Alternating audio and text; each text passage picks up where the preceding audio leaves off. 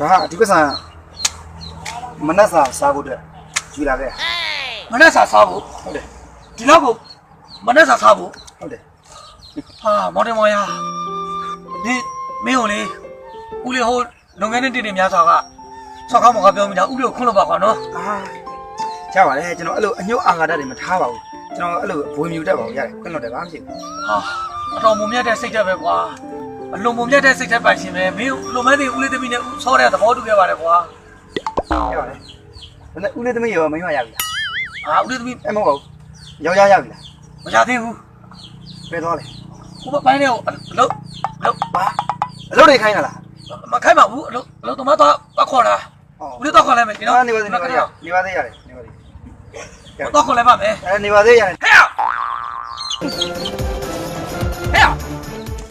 ငါအပြင်သားမလို့ပြောနေတာမင်းငါ့ဝိစာယူသွားတယ်ခုချွတ်ရချွတ်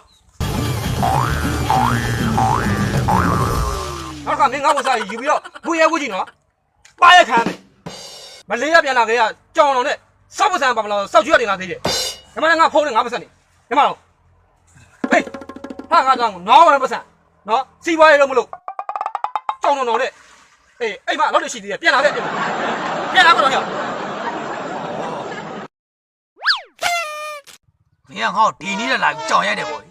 စီးပွားရေးအဆင်ပြေလို့စိတ်ညစ်တယ်မင်းငါသမီးပါချောင်းလို့ခြင်းသေးတယ် အဲ့လိုမနော်အဲ့လိုမထားရတော့